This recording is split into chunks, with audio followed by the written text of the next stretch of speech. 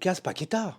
Lucas Paqueta au Paris Saint-Germain en été 2022. Est-ce que vous êtes pour ou contre? Dites-moi en commentaire, c'est important aussi de savoir ce que vous en pensez. Moi, les gars, quand j'entends Lucas Paqueta, je me dis, ah, enfin un joueur cohérent qui pourrait peut-être signer au Paris Saint-Germain en été 2022, par contre, hein, pas le mercato d'hiver. Non, parce que quand j'entends Ousmane Dembélé, etc., oh, je ne comprends pas. Je ne comprends pas où veut aller le Paris Saint-Germain. J'espère que c'est qu'une rumeur, hein, Ousmane Dembélé, mais on n'est pas là pour parler de lui. On est là pour parler de Lucas Paqueta. Et Paqueta, les gars, d'abord, il est brésilien.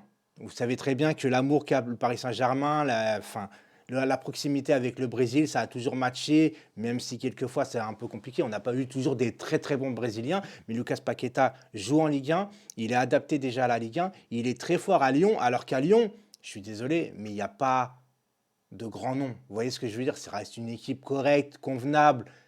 Ouais, je vais me faire tuer par les Lyonnais, mais bon, c'est pas grave. Oui, Lucas Paqueta serait le profil idéal pour le Paris Saint-Germain parce qu'il joue au milieu de terrain. Et au milieu de terrain au Paris Saint-Germain, je le dis, je le répète depuis très longtemps, on n'a pas de milieu créateur au milieu qui puisse alimenter les attaquants correctement et qui puisse se transformer limite en quatrième attaquant pour les supplier.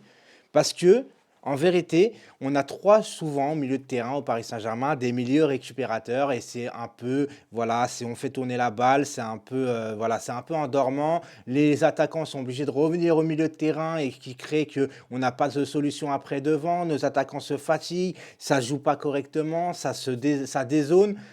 C'est une équipe déséquilibrée et Lucas Paqueta, bien évidemment, les gars, rentrerait parfaitement dans ce profil au Paris Saint-Germain. Maintenant, est-ce que vraiment ce sont les recrues qui vont changer quelque chose au PSG en ce moment avec Pochettino, avec un déséquilibre complet, avec des joueurs qui font n'importe quoi? Je ne pense pas qu'en fait, le problème c'est qu'aujourd'hui, ce qui me dérange le plus, alors que j'en parle, mais je suis obligé d'en parler vu qu'on parle de Lucas Paqueta, c'est qu'il faut savoir qu'aussi Lucas Paqueta, les gars, avant d'aller au Milan, le Paris Saint-Germain était dessus, hein. C'est pas un joueur qu'on a connu seulement à Lyon. Non, avant, quand il est parti au Milan AC, le PSG était dessus. Paqueta a préféré aller au Milan AC, à tort ou à raison, vu qu'il n'a pas réussi au Milan. Il est arrivé à Lyon, il cartonne tout. Et surtout, Paqueta, ce qui est intéressant aussi pour le Paris Saint-Germain, avant que j'oublie, les gars, c'est que Paqueta, il se blesse très rarement. Alors, est-ce que quand il va arriver au Paris Saint-Germain, s'il vient, est-ce que ça va être compliqué? On ne sait pas parce qu'on sait qu'au PSG, une fois que tu arrives, tu te blesses tout le temps, tu ne sais pas pourquoi. Enfin, si, le staff médical, mais ça, on n'en parle pas parce qu'après, on va se faire tirer dessus.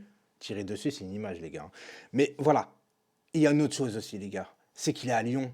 Et à Lyon, c'est contrôlé par Jean-Michel Aulas. Et donc, tu vas devoir le payer sans patate. À mon avis, Olas, il va arriver à dire ah ouais, PSG, c'est PSG qui s'intéresse sans patate. Donc, ça va être un peu compliqué d'arracher Paqueta à Lyon. C'est surtout parce qu'il est à Lyon et que vous savez très bien comment réagissent les clubs français en règle générale avec le Paris Saint-Germain. C'est toujours plus cher pour le Paris Saint-Germain et d'autant plus que quand avec Olas, c'est 3 4 fois plus cher. Donc, est-ce que je crois à Paqueta au PSG? Malheureusement, je n'arrive pas à le voir au Paris Saint-Germain sur ce procédé-là, du fait qu'il soit à Lyon. Sinon, je veux le voir au PSG. En plus, il s'entend très bien avec Neymar. On a vu à la Copa América, les gars, que Paqueta et Neymar, ça s'entend super bien. De toute façon, c'est deux grands footballeurs. Quand Neymar veut bien être sur le terrain et qu'il ne soit pas blessé, là, même si sa dernière blessure, c'est pas de sa faute, mais au moins Paqueta apporterait de la rigueur au milieu de terrain. Et puis c'est un milieu solide qui arrive à garder le ballon, qui arrive voilà, à temporiser quand il le faut. Et je trouve même qu'à Lyon, il pourrait peut-être jouer un peu plus haut. Mais je pense que au Paris Saint-Germain, ouais, il s'adapterait très bien avec des Marco Verratti. Enfin, je parle de Verratti et Neymar, tu vois, des mecs qui sont pratiquement jamais là. C'est ça aussi le problème au Paris Saint-Germain. Mais là où je m'inquiète un peu, c'est qu'aujourd'hui, on a déjà une équipe compétitive, malgré qu'on a un milieu de terrain un peu dépourvu. Et ça, c'est pour moi notre propre véritable problème aujourd'hui au Paris Saint-Germain, c'est notre milieu de terrain. Mais quand tu as des Neymar, des Verratti, des Mbappé, des Di Maria, des Messi, des Idrissa Gueye, des Wijnaldum, des Sergio Ramos, des Kipembe, des Marquinhos, des Navas, Donnarumma, et aujourd'hui on est encore en Ligue des Champions, on doute contre le Real parce que forcément on a l'effectif, mais pas forcément l'équipe qui joue en équipe. Voilà, c'est le cas de le dire. Et on pense déjà aux recrues pour l'année prochaine. J'ai l'impression qu'au Paris Saint-Germain, on finit même pas la saison, qu'on est déjà en train de se dire ah, il va falloir ce joueur-là parce que cette année, déjà, ça va être foutu. Et c'est ça qui est un peu que je regrette, c'est qu'aujourd'hui, on ne devrait même pas penser aux futurs recrues et se dire ceci, cela. On devrait déjà s'occuper de cette année. Mais on en est là parce qu'aujourd'hui, on pense que accumuler les recrues, accumuler les milieux, accumuler les attaquants, ça va arranger quelque chose au Paris Saint-Germain. Et on a vu qu'au Paris Saint-Germain, tu peux additionner l'entraîneur que tu veux, les joueurs que tu veux, parce que là, j'ai énuméré les joueurs hein, quand même. Hein. Tu as vu les grands joueurs qu'on a dans l'effectif et ça ne va toujours pas. Donc à un moment donné, avant de se focaliser uniquement sur les recrues, il faudrait peut-être s'organiser aussi à l'organigramme, à la façon de gérer un club. Attention, je ne parle pas de certains dramas que parle Romain Molina, même s'il dit beaucoup de vérité. C'est juste qu'à un moment donné, les gars, il va falloir peut-être voir un peu plus au-dessus que se dire ah, Paqueta, s'il vient, ça va arranger. Alors oui, ça va arranger le milieu de terrain, mais je ne suis pas sûr qu'avec Pochettino ou la façon de gérer le club, eh ben, ça va arranger grand-chose en fait. J'ai l'impression que tu pourrais ramener. C'est un truc de ouf ce que je vais dire. Hein.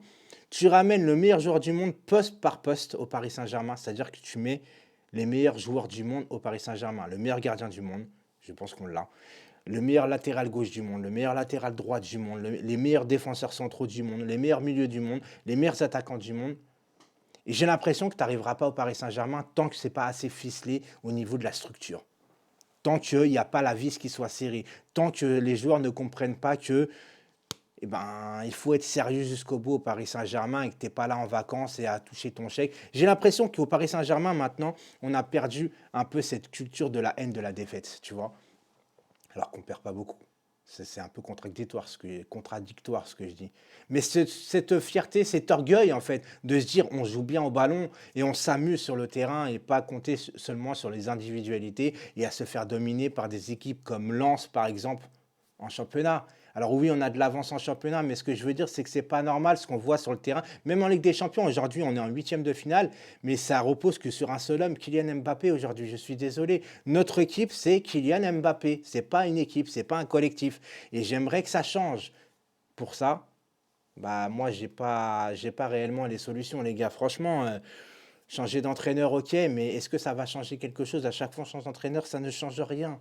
Ça ne change rien parce qu'il y a Putain, on devait faire une vidéo sur Paqueta et j'ai un peu dérivé. Je suis désolé les gars, mais c'est parce que j'en ai un peu sur le cœur et ça me saoule. Ça me saoule de voir ce Paris Saint-Germain là comme ça en difficulté sur le terrain. C'est sur le terrain. Alors oui, les résultats suivent pour le moment, mais je pense que pour voir plus loin, il faut quand même avoir de la sérénité et pas de se dire bah, on verra le prochain match comment que ça se passe. C'est ça qui me dérange, c'est qu'aujourd'hui on n'a pas une structure de se dire bah on va jouer comme ça, on va normalement dominer, on verra comment que ça.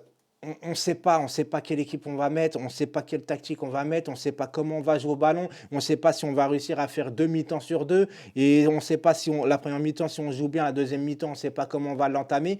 C'est un peu compliqué. Donc voilà, les gars, je vous laisse. Et peut-être que, à mon avis, je vais la poster maintenant. C'est pas grave, tant pis, on verra bien ce que ça donne le matin. Ok? Allez, ciao tout le monde.